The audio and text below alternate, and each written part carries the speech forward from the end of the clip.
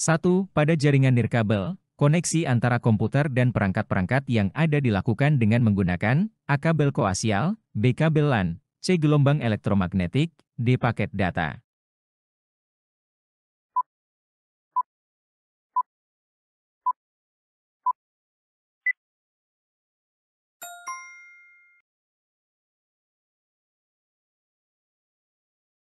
2. Komputer yang memberikan layanan pada komputer klien sering disebut A. Komputer jaringan, B. Komputer server, C. Notebook, D. Laptop.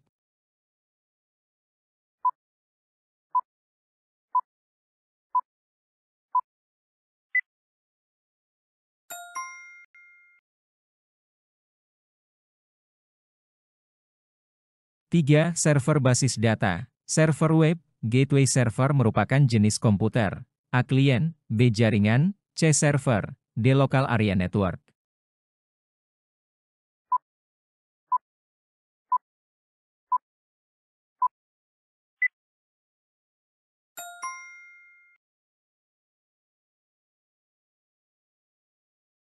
4. Komputer yang digunakan oleh pengguna, end user, untuk mengakses data dan informasi adalah A. Klien, B. Jaringan, C. Server, D. Local area network.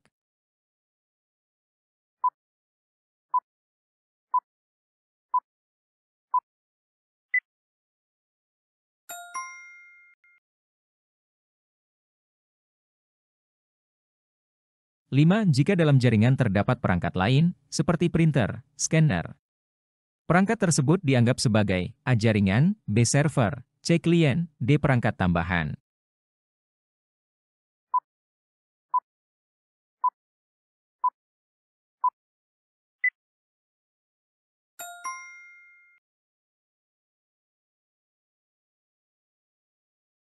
6. Untuk memungkinkan komputer-komputer dalam sebuah jaringan saling berkomunikasi dan bertukar data, maka sebuah komputer memerlukan A. Paket data, B. Kartu jaringan, C. Kabel koaksial, D. Kabel USB.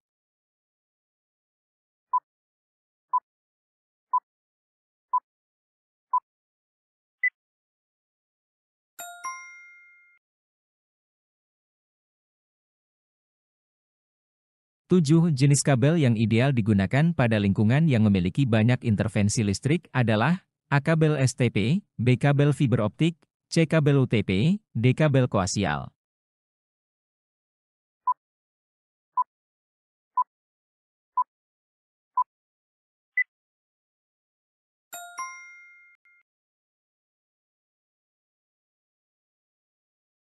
8. Jenis kabel yang terdiri dari 8 kawat tembaga yang dipilin secara berpasangan adalah A. Kabel STP, B. Kabel fiber optik, C. Kabel UTP, D. Kabel koaksial.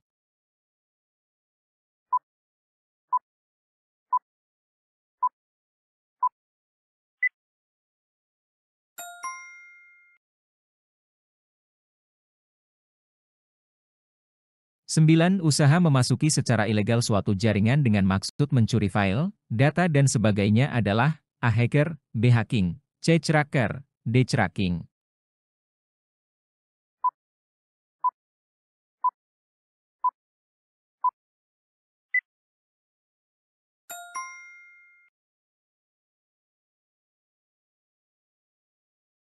10. Andini mendapatkan pesan yang berisi bahwa dia telah memenangkan undian uang sejumlah 100 juta rupiah.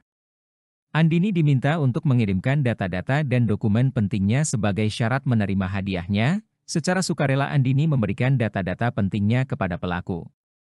Setelah data-data dikirim ternyata Andini baru menyadari bahwa dia terkena kasus penipuan. Metode pencurian data yang dilakukan oleh pelaku adalah A. Hacker, B. Snooping, C. Social engineering, D. Cracking.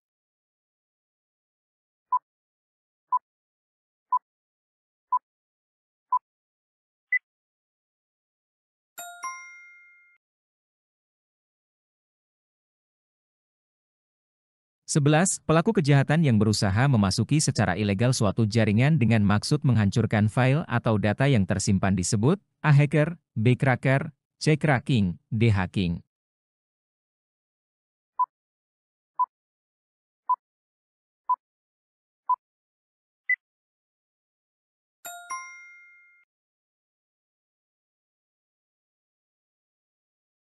12. Di bawah ini data yang harus dijaga agar tidak diakses oleh orang lain yang tidak bertanggung jawab, kecuali A. Alamat email, B. Tanggal lahir, C. Kartu tanda penduduk, D. Status media sosial.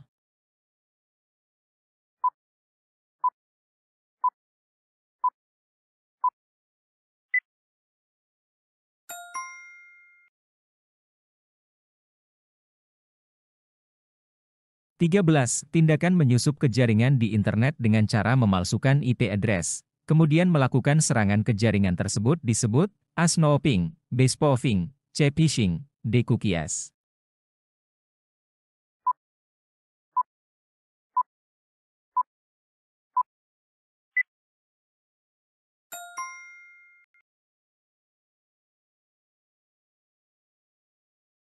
14. Program mencurigakan yang diinstal secara diam-diam melalui web disebut A. Adware, B. Phishing, C. Spyware, D. Snooping.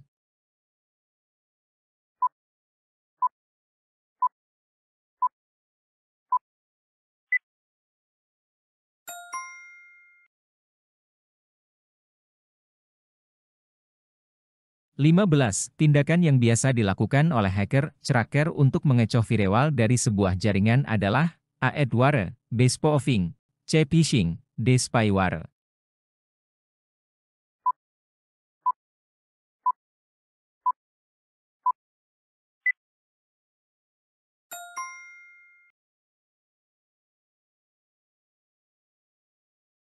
16. Penulisan alamat email yang benar adalah A. Sukasuka.com, B. Lapor24gmail.com, C. Belajartik@gmail.com, D. Ini email saya @gmail.com.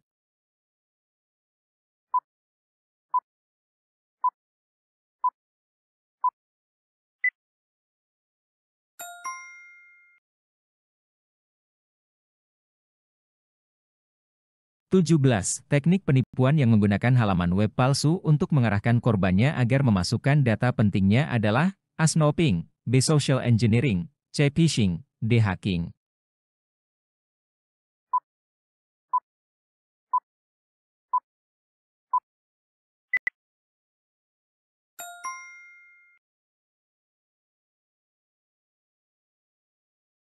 18. Perangkat yang digunakan untuk membentengi suatu jaringan komputer dari jaringan internet adalah A. Firewall, B. Enkripsi, C. Kata sandi, D. Kode OTP.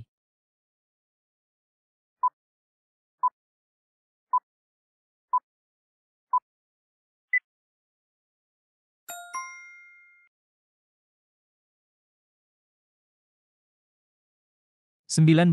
Proses mengubah data asli menjadi data sandi disebut A. Enkripsi, B. Dekripsi, C. Kode OTP, D. Firewall.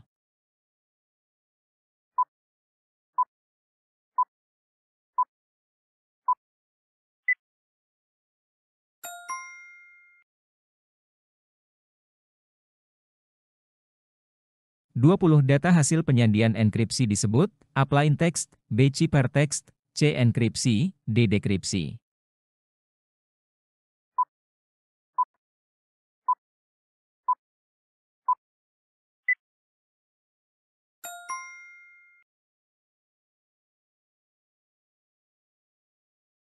1. Kenapa komputer server berfungsi sebagai gateway dalam sebuah jaringan?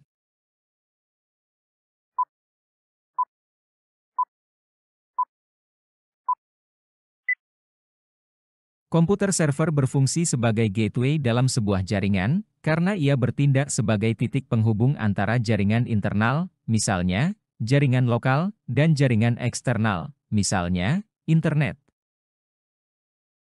2. Apa yang dimaksud dengan hub aktif dan hub pasif?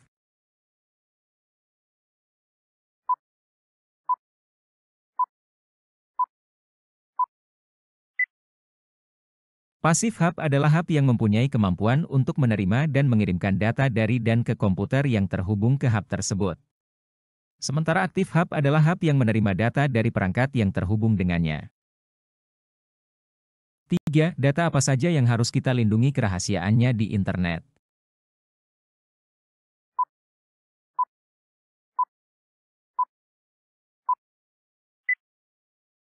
Data yang harus kita lindungi kerahasiaannya di internet meliputi informasi pribadi, data keuangan, data identifikasi resmi, akun dan kata sandi, informasi medis, informasi login dan data bisnis.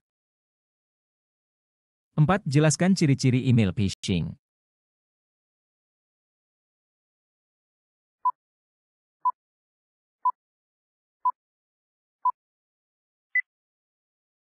Ciri-ciri email phishing meliputi pengirim tidak dikenal, tautan dan lampiran mencurigakan, permintaan informasi pribadi, bahasa yang mendesak atau menakutkan, kesalahan ejaan dan tata bahasa, alamat URL yang tidak konsisten, dan tidak ada personalisasi. 5. Berikan contoh skenario phishing.